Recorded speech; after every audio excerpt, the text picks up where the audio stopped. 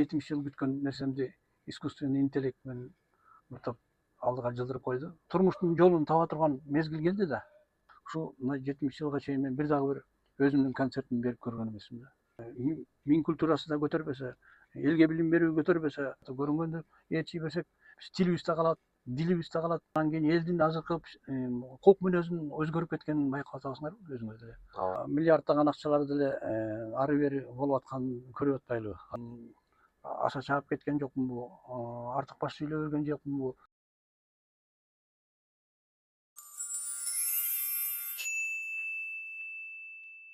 Саламатсыңарбы урматтуу биздин катталуучулар? Жана ошондой эле саламатсызбы урматтуу аксакал, Сагынбай аксакал, куш келипсиз биздин студияга.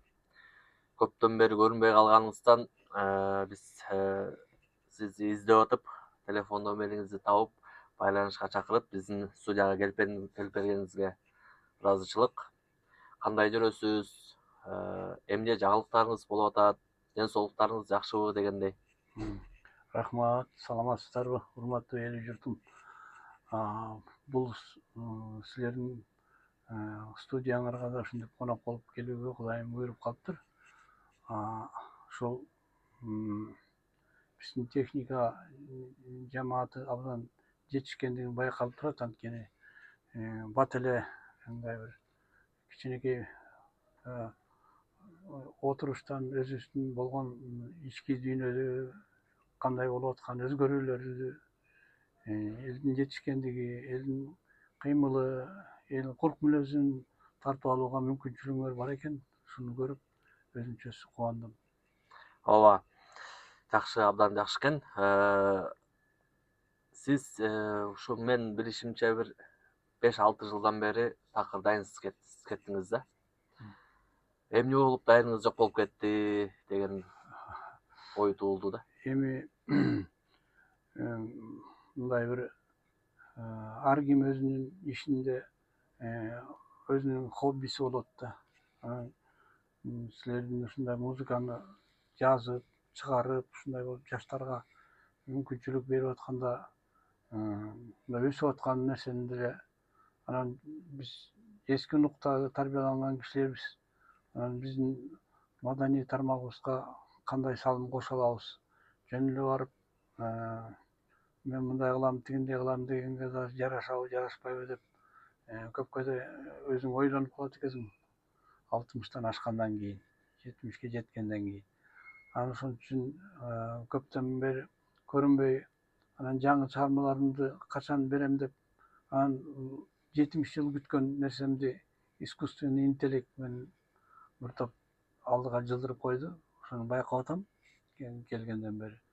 Анан ушулардын немеңерди жардамы менен ушундай бир жаңыча ийгилик, жаңыча бир көз караш, бир кубулуштун нерсеси мындай каптагандай болуп, кечеги көрбөгөндү бүгүн көрүп, кечеги көнбөгөнгө бүгүн көнүп, кечегилер бүтүн кыйрап, кечеги идеялар бүгүн өлүп, өзгөргөн жүзүң минтип убайым бар, өткөндөн элим сенин убалың бар, өзгөргөн өткөндөрдүн баары бүгүн өзгөрбөс, жалгыз гана Кудайың бар дегендей ушундай бир нерсеге туш келип атабыз да. Жакшы байке. Эми кийинки алдыга койгон пландарыңыз боюнча кеп калалы.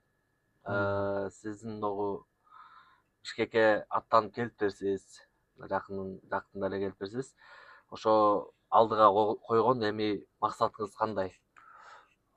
Эми алдыга коюп, мен муну кылам, тигини кылам дегендей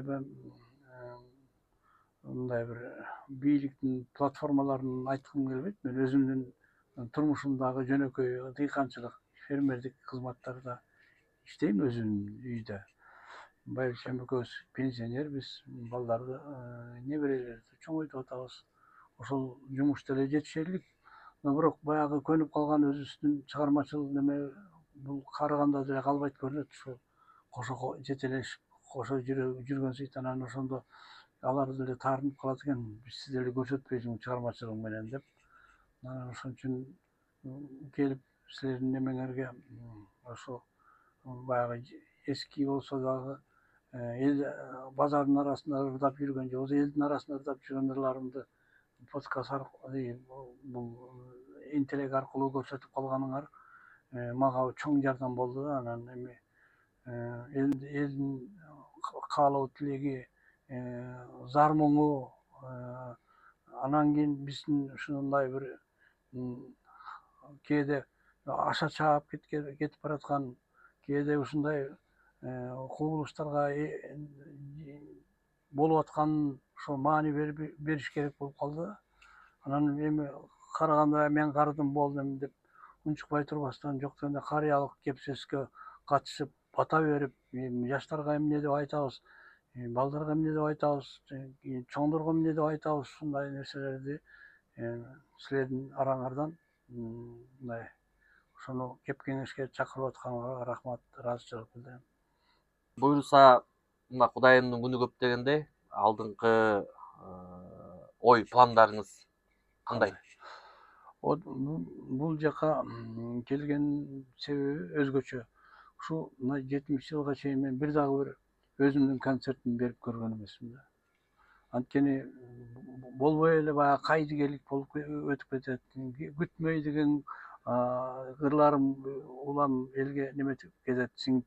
Анан бирок аларды мен өзүм кургак аткарып жүрдүм да. Анан ушул 70ке чыкканда жок дегенде бир мындай бир өзүмдүн концертимди отчеттук концерт берип кала аламбы деген тилекти максат кылып келдим да. Мен ойлойм ушу кыргыз эли сиздин оюңузду көтөрүп кетет го депчи. Ошо көтөрө алар бекен, көтөрө албайбы? Мүмкүн мен туура эмес ырдап аткандырмын. Ал үчүн эл баа бериш керек да. Ошондуктан аша чаап кеткен жокмунбу, артык баш сүйлөп өргөн жокмунбу? Бирок чындыкта жалгыз чыгып тоскон болсом жазайы, жабыркаса жашоодогу сапарым, муңду кайры ырларымдан угусам, мунун баары чындык сенин азабың дегендей, ошо азаптын чындыктын немесин чыгарайын деп келип атам да. Сиздин негизи талантыңызды менин угушумча, билишимче баардыгы сыйлайт. Бир дагы ал жерден жаман комментарий окубайсың. Бүттүгү жакшы, чындык, акыйкат жөнүндө ырдалган ырлар деп эсептейбиз да. Бул ырлар эмне болуп жаралып калган? Бул ушу тагдырдан, турмуштан, анан кийин элдин азыркы кулк мүнөзүнүн өзгөрүп кеткенин байкап атабызыңарбы өзүңөр деле? Ооба. Кулк мүнөзү өзгөрүп кетти. Азыр табити башка, жаштардын өсүп келаткан тартиби башка болуп калды. Буга биздин билим берүү министрлигинин да алы жетпей кала турган болду. Маданияттын да алы жетпей кала турган болду. Анткени азыр той аш менен гана чектелип калды да. Ошолордон көрүп, ошол жерден тартып алып, ошол жерден берип аткан немелерди көрүп атам да. Ошондуктан мен ойлойм, элди мындай бир маданиятка, чыныгы кыргыздын маданиятына көндүрүш керек болуп атат да, кыргызча. Анан мен ошон үчүн жанагы бата берип немелерим чыгып кетти го ошол. Ошол бекеринен эмес да, ошондой кыргыздын батасы өзүнө өзү буйруп, өзүнө өзү жуурулушуп калыш керек да. Ата көрүнгөндө ээрчи берсек, биз тилибиз да калат, дилибиз да калат, улутубуздун салтыбыз да калат. Ушундай көп нерседен кутулуп кала тургандай болуп атабыз. Ошон үчүн өзүбүз сакталып калабыз десек, манасты алдыга коюп, өзүбүздүн шартыбызга көнүшүбүз керек, келишибиз керек. Туура айтасыз. Ушу жаштар деп калдыңыз. Жаштар оң болуш үчүн дейбизби, же жаштарга жакшы тарбиялуу бир сөздөрүңүз болсо айтып бере аласызбы? Кандай болсок биздин жаштар туура жолго түшөт эле, или может биздин ата энелик тараптан баягы тарбия жакшы болбой атканын белгисиби бул болуп аткан азыркы көрүнүш? Бул маселени кандай жолдор менен чечсе болот деген сиз ойлойсуз? Бир убакта бийлик элди сүйөмөлөп, ошо иштетип, ошол ар кандай татаал тагдырларды көрсөтүп, бирок ошонун үлүшүн алып, өзүнүн жемишин жегенден кийин эл ыраазы болот да.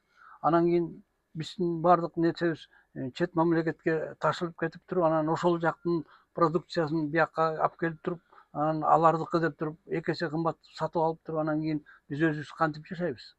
Ошондуктан өзүбүздөн чыккан нерсе, өзүбүздөн токулган нерсе, өзүбүз тиккен кийимдер кийилбей, анан көрүнгөн жактыкын барып алып ошолордун немесине маданиятына суктанып, ошолордун динине кирип, же болбосо дагы бир башка немеселерин туурап, жан жаныбарлардын менен мындай эри шаркак мындай бир мындай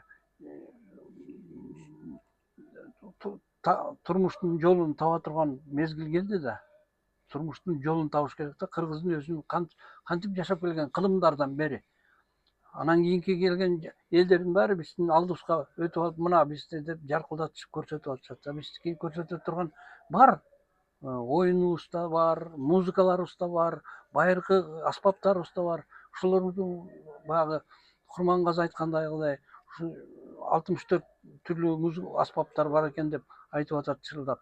Мына ушуларды окутуш керек да, ошону үйрөтүш керек да. Нотаны деле билген адамдар көп экен да. Анда силер дагы ошондой чыгармачыл адамдардын бирисиңер. Азыр искусственный интеллект аркылуу ырларыңыз аябай популярный болуп атпайбы? Ушу сиздин аркаңыз менен акча таап атат ошол жигиттер деген бир суроолор туулуп атат да. Буга кандай жооп бересиз? Эми миллиарддаган акчалар деле ары бери болуп атканын көрүп атпайлыбы азыр? Мен бир табат, анан ушул аркылуу Сагынбек байып кетти дегенди мен ишене бербейм, анткени менин элим андай эмес. Элим чындыкты сүйөт. Мен чындыкты айтканымды сүйөт.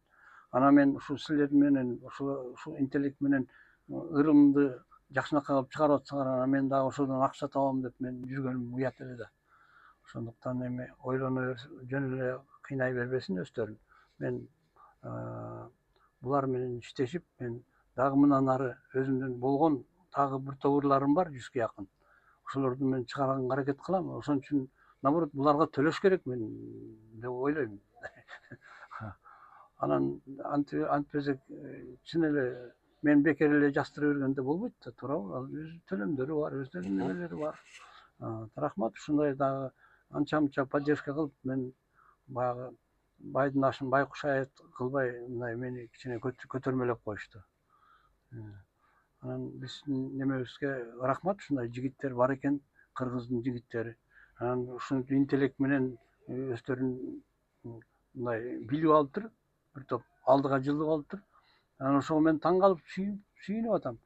Значит, ушинтип чыгармачыл адамдарды мин культурасы да көтөрбөсө, элге билим берүү көтөрбөсө, маданияты жок болсо, анан бизди көтөрө турган ким? Өзүбүз да. Ушу силерге окшогон балдар баарыңарга дем күч берсин, элибизге тынчтык болсун.